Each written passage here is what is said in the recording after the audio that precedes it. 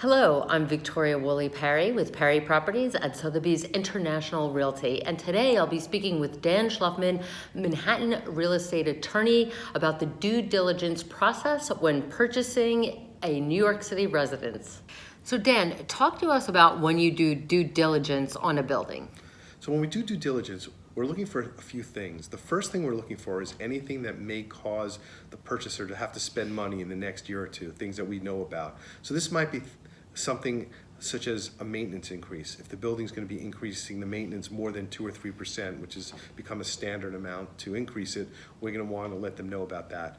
More importantly, capital improvements. If there are major projects, it could be a local law 11 thing, it could be the lobby, it could be windows, it could be the roof, it could be anything that costs money. We have to see if the co-op and the condo have money to spend on this or if they're going to be assessing the owner for this. Great. And when it comes to bed bugs and other infestations, do you look into that? Yeah, we do look into that. We have a representation in the contract from the seller that there's been no bed bugs, no rodents, no other infestation in the last year or two. We also send a questionnaire to the managing agent and ask about that. And when we review the minutes, we're looking to see if there's been any treatments for bed bugs, any treatments for any other types of things. Great. Thank you, Dan. You're welcome. Due diligence part 2. Talk to us, Dan. So in part 1, I spoke about certain things that we were looking for. In this one, I'm going to talk about a few other things.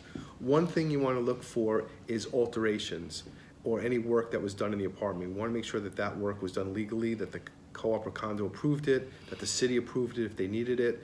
And that also goes to open permits or violations. Sometimes there may be open permits, so we're going to check the records to see if there's any open permits.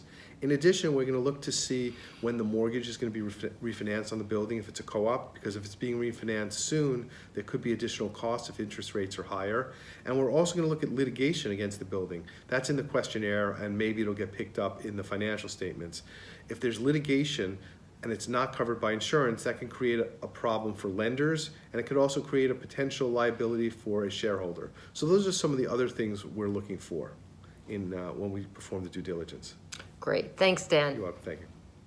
Thank you for watching my YouTube channel, Parry Properties at Sotheby's International Realty. Please like this video, make a comment, and share our channel with your friends. We create content for you to learn about New York City real estate, local businesses, and community events. Remember to look at the description below for contact and other information, and please let us know how we can help you. Thank you, and see you next time.